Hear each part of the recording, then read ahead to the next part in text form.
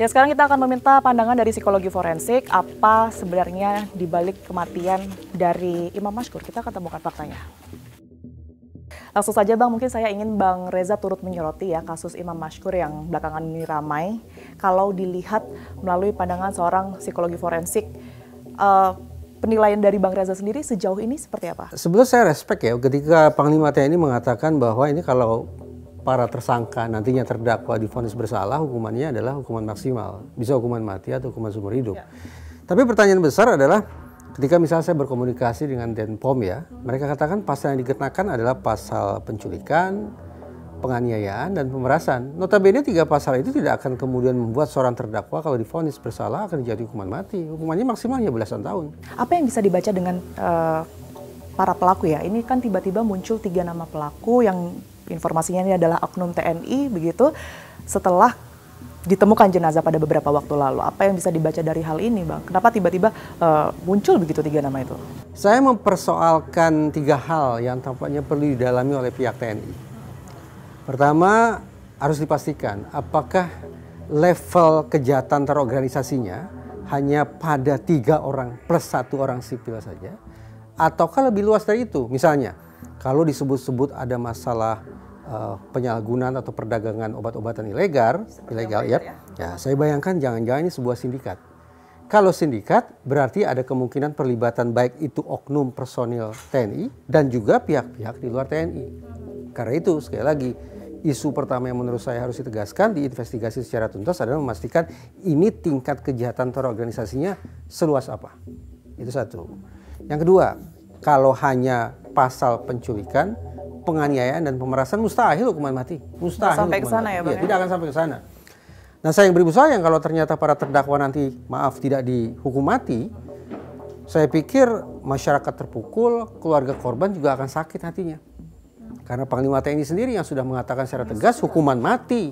Bang Reza, yang juga menjadi pertanyaan besar ini adalah kan pengakuannya antara pelaku dan juga korban ini tidak saling mengenal. Banyak juga yang kemudian mengkait-kaitkan ini kan asalnya sama-sama dari Aceh begitu ya. Mungkin tidak sih kalau mereka ini tidak saling mengenal? Saya sulit membayangkan bahwa para tersangka ini mengincar korbannya secara acak, tidak. Pasti 3 orang itu melakukan profiling. Jadi bukan hanya terhadap kriminal yang dilakukan criminal profiling, tapi profiling juga bisa dikenakan kepada calon-calon korban. Istilahnya adalah victim profiling. Jangan-jangan para tersangka ini sudah memprofil. Nah, ketika kemudian kita asumsikan bahwa para tersangka sudah melakukan victim profiling, maka sesungguhnya apa yang tidak satu arah, para tersangka sudah mengenal, mengidentifikasi, mengetahui betul siapa yang akan mereka habisi. Anggapan bahwa kedua belah pihak tidak saling kenal, saya pikir patut untuk dipertanyakan kembali. Motifnya apa sih kalau Bang Reza lihat? Kalau pihak TNI sejauh ini kan mengatakan motifnya adalah motif ekonomi. Tapi bagi saya motif ekonomi itu konkretnya seperti apa?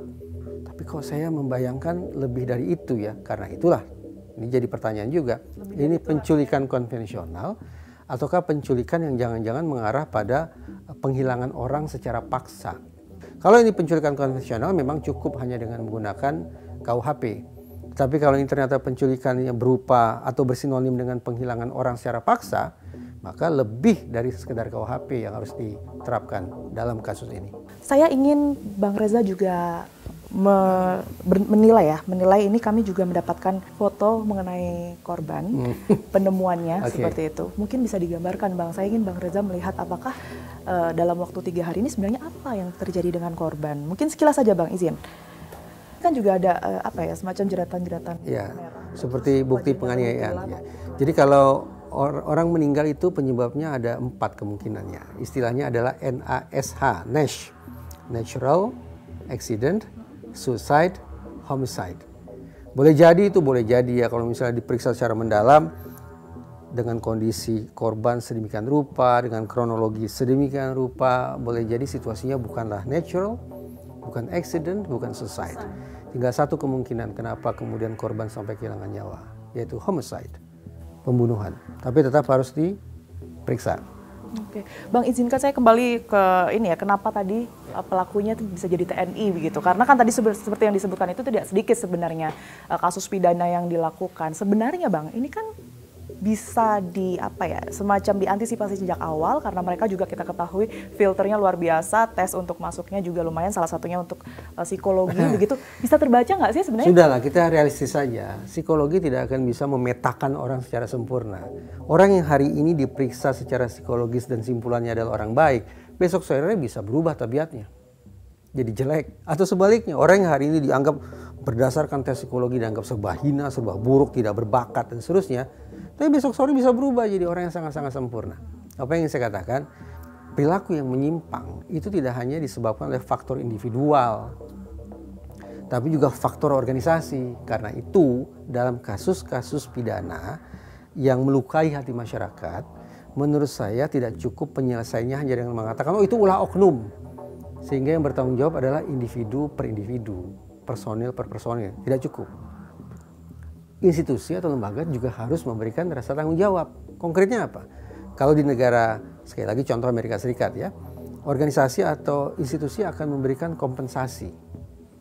Police misconduct compensation misalnya. Atau Army misconduct compensation misalnya. Kompensasi bagi masyarakat yang sudah dirugikan. Oke, bahwa pertanggungjawaban pidana tetap pada masing-masing individu, masing-masing oknum, itu pertanggungjawaban pidana. Tapi Korps tetap harus memberikan rasa kepeduliannya, pertanggungjawabannya konkret berupa kompensasi atau ganti rugi kepada masyarakat yang sudah dirugikan oleh oknum mereka. Oke, baik. Terima kasih banyak Bang Reza atas pandangannya. Sehat selalu Bang Reza. Kita temukan fakta selanjutnya pemirsa.